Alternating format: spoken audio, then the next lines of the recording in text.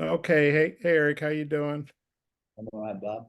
Um, hey, you guys have not had the lead, I think, in either of these last two games. I know how tough is that to be playing from behind, and how important against a team like Kentucky, that you get off to a good start, keep the crowd in the game, keep having your guys feel good. Yeah, certainly getting off to a good start. We were able to do that against Texas A&M. I thought it helped fuel our confidence. And when you're playing a team like Kentucky and they're number one in the country in points per game, they're number three in field goal percentage, number seven in 3-point percentage, and eighth in assists. So there's a lot of things defensively and we have a shorter prep. Obviously, they played on Tuesday. We played on Wednesday. The shorter prep time, is a factor as well. So we've got to have a really good practice today. In our preparation, we got to be really clean and concise on because we're not going to have a long drawn out game plan just because of the lack of space here. So transition defense, super important, obviously, and defending the three, super important, and trying to stay out of rotations, important as well. And then, do you have an update, or what is the update on Tremont and Trevin? Yeah, I mean, I would assume that that Tremont should be getting better each day with the migraine. That's usually the history of how migraines go. But it also very, very unpredictable. And then with TB, he would like to play for sure. But he's got some soreness, and there's a couple different thought processes. Does he rest? Does he see how it feels before tip? So I would say, as of this moment, Bob, I would say, at best a game time decision. So questionable. Um, Although I said at best a game time decision. okay. I know you're not a doctor. We've established that. You're a basketball doctor, I guess. Hey, also Nate was wondering if I could ask you about Devo. I know he didn't play well the other night. I know he had some defensive lapses, but he has, been with you for a long time. Uh, does he figure into the game plan? And just kind of where's he at, do you think, mentally? And is he a guy that you need leadership from? Because obviously he's the guy that's been in the program the longest with you. Yeah, I think leadership starts with every returning player. Leadership in the locker room, leadership on the floor. I think right now, we need all of our, main rotation guys to play well. I mean, we've, when you look at our stats individually and as a team, they've got to improve, in a lot of areas on both sides of the basketball. I mean, we looked at, deflections last game, and Joseph Pinion and Denaje Harris led us in deflections, and so we got to improve. We got to get better. We've got to the deflections is just a small part of the game, but it's we went back and charted, and those two guys are the two guys that led us in deflections, which is a little bit surprising. Good for those two guys, but so yeah, we need. I mean, we're playing the number one offensive team in the country, a team that's got a ton of pros, a program and a team. I think Coach Calipari is an incredible coach. Love what he's done with this team and the spacing that they have and the pace that they play with, and he's constantly adjusting and tinkering and I mean, this team's a fun team to watch. I don't know if you want to say that, when you're playing a 40-minute game against them, but when you're not playing them or preparing for them, they're super cosmetically pleasing to watch, super talented. I think the biggest thing that stands out is with all that talent, with the NBA players that they have on their roster, is where they line up with in the country in assists. I mean, 8 assists. So they're doing a great job sharing the ball. Yeah. I got a couple more, but I'll turn it back to Mike if you have time to come back around to me. Thanks. Scotty. Yeah. Hey, Coach, where do you place the importance in this game on transition defense for you guys, and then identifying shooters? You know, when Kentucky does get out and runs at the tempo numbers up there nationally. Yeah, I mean, I think obviously, Scotty, I mean, number one, we have the offensive rebound all year. So I don't know why we'd start, this game. So we should be good in transition defense if you're not going to the glass. We have had, too many sequences where we got guys in no man's land. They're not going to the glass and they're not getting back. That's, you know, equates to our record, in league play. So transition defense for sure. Will it be emphasized today? Absolutely. Identifying shooters. Yes. Who are the shooters? 21 Wagner, Dillingham 0, Reeves 12, Shepard 15. Edwards can make a 3. Mitchell at the 4. And then obviously the big guy 44. All those guys are red shooters. We got to get to them, close airspace on them, and contain the basketball in transition. That sums it up right there. I'm curious. I think you've mentioned Now that you got to go do it, Scotty, or not yeah. you. We have to go execute that. I don't think I could do that, to be I'm perfect. not sure you couldn't do it as well. Yeah, maybe at times. I'm curious. I think you've mentioned your relationship with Coach Cal is pretty good. How is that, I guess, bond that you guys have kind of maybe developed over time?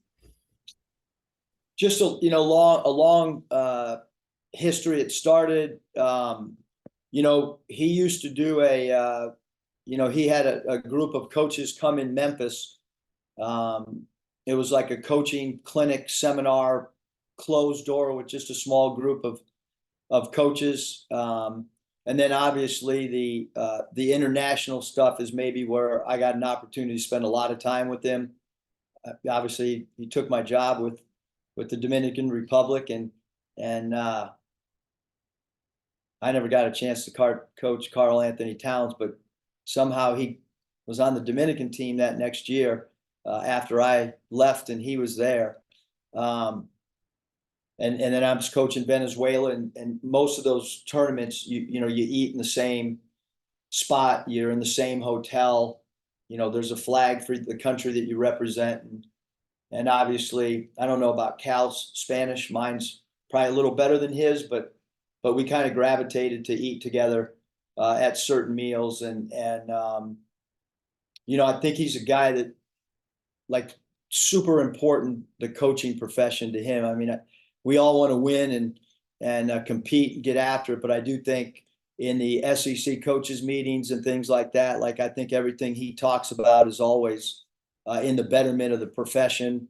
I think he's super creative. His ideas about trying to create some type of summer league like the NBA has, to do that in August, super creative, and his winning goes without saying. So tremendous respect. I look at him as a friend, a mentor, somebody that you seek advice from when you need it, and love how his teams are playing this year. Hutch.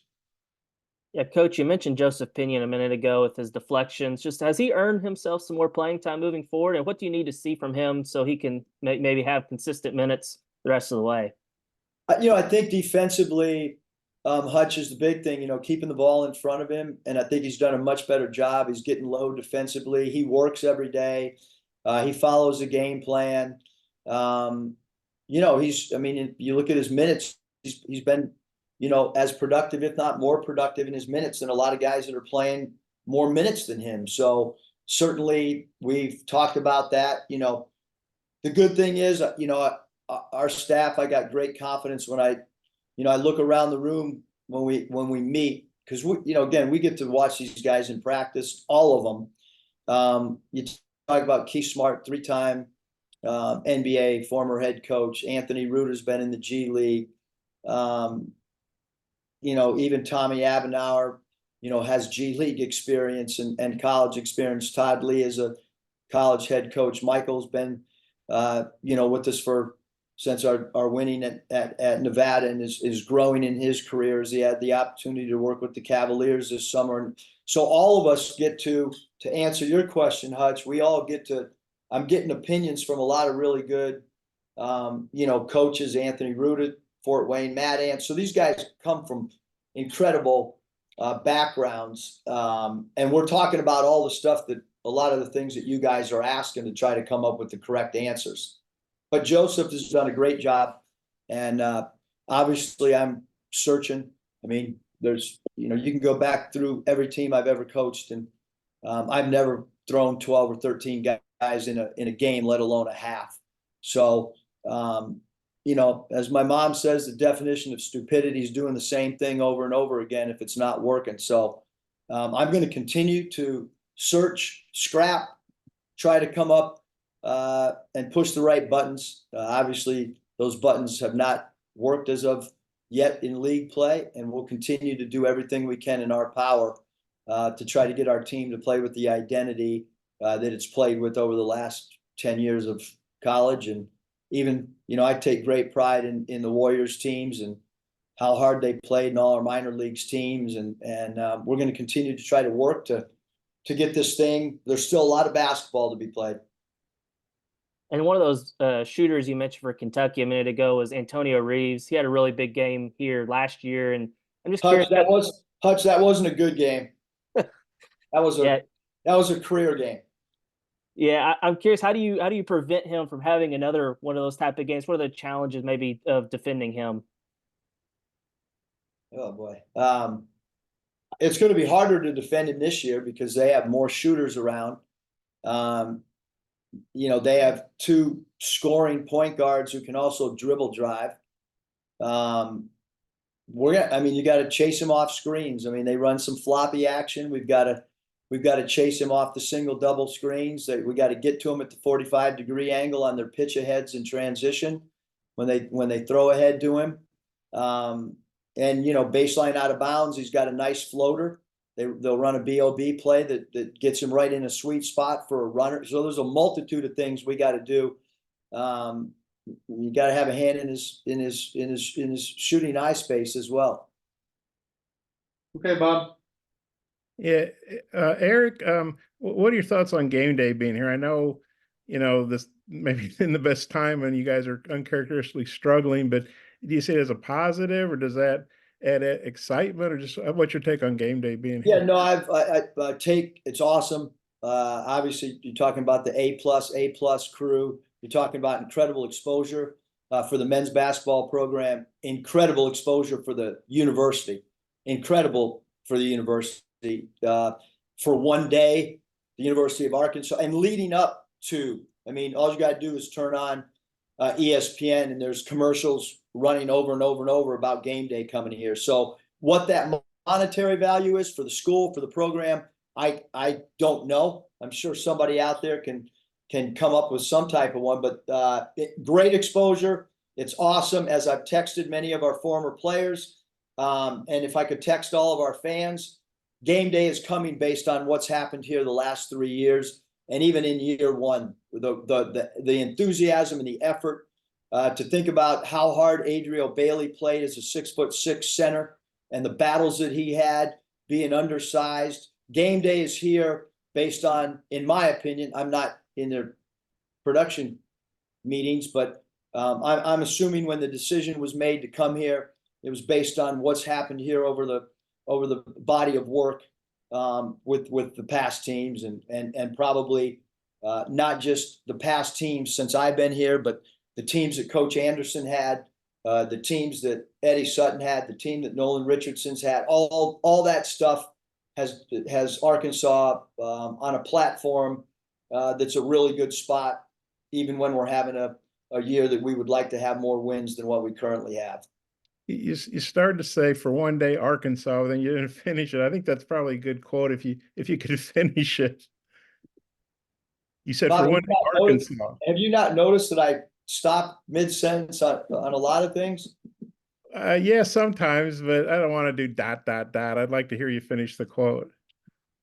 Help me out. What was the quote again? You started to say for one day Arkansas, and I think I know what you were going to say, but I obviously can't. Yeah, it's on the forefront of the college basketball world. It's on, it's got a platform unlike anything else. I've never been a part. I haven't done this a long time, but I have not been a part of game day. So certainly for our players, it should be a once in a lifetime experience. None of our current players have, had that spotlight. And look, we're also on because we're playing Kentucky. I mean, that's part of this thing too. I mean, you're talking about a team that's 14-4, has a ton of NBA players that are going to go on to the next level in a few months. And you're talking about Coach Calipari. And when Coach Cal and the Wildcats come into a building, buildings are sold out. And credit to them. Thanks to the SEC, we're playing them on a weekend, which is, when game day happens. I know you're not happy. The players aren't happy. Nobody's more pissed off than you all, but the fans obviously aren't happy either. But do you feel like they'll respond and come out and understand, it's a tough year right now and you guys need the support, and they'll show up like they have in the past? I mean, I hope so. Yeah. This is, to be able to watch a team like Kentucky, my house is full. Bunch of people flew in from Reno. People are flying. 2 guys are coming in from Minnesota. Yeah. So this is, I would assume, just based on my staff, my son's, got someone coming that works for the Jazz. That's a friend of his. And yeah, I mean, everybody's house is full with people flying in from all over. So, I would assume that the place will be rocking. Pre-game. Now it's now it's up to our team to go out and play and keep the crowd involved. That's what has to happen. And we know it's been rough SEC play, but you guys beat Duke, you beat Purdue, you had a great half against A&M. What's the team's mindset? And do you feel like, they kind of be galvanized for this game? Yeah, I mean, as a competitor, Bob, I think, and I've talked about it before games, like, you can never take for granted. I mean, every one of our games is on national TV. Everywhere we play, there's been good crowds. I mean, you shouldn't get any more up for, Purdue, Kentucky, A&M. That's the job of a consistent competitor. Consistent competitors get up every single game. But I don't want us to be consistent in what we've done the last few games. So we do want to change and Kentucky should grab your attention when you look at their numbers. And you better bring your A game with the way that they're scoring the basketball. Yeah, they obviously had a rough game against South Carolina. Probably shows that what South Carolina did here wasn't a fluke. They're pretty good, but they beat Kentucky by 17. What do you think about that game, and what do you think that does to Kentucky's mindset coming in here? Well, I mean, I know Coach Cal well enough that after a loss, I mean, they're going to be sky high, ready to play. That's for sure. South Carolina is really, really good, and we talked about it as a staff before the game, how good they were. They're super well coached. They're super connected. I have not looked at the attendance numbers. I'm assuming South Carolina probably had over 17,000. And, they won a home game in front of a great crowd. Unfortunately, when a team comes off a loss like that and they're really talented, it usually brings them together. And so I'm going to assume Kentucky's going to play as well as they have all year and be as ready to play this game coming off of a loss. I just got one more. You got a winning record against Kentucky in multiple games. I don't know the numbers, but there can't be too many guys that have a winning record when they play Kentucky a few times. What are your thoughts on that? I mean, nothing other than the fact that, we've had some past teams that were super talented, super focused, and very competitive. When we've played NCAA tournament games or when we've played, games like Kentucky, and we've had past groups that have really risen to the occasion. And I think that, when we've played Kentucky, our players have like incredible respect and we'll see if that trend continues tomorrow. Okay, well, good luck. Appreciate your attitude.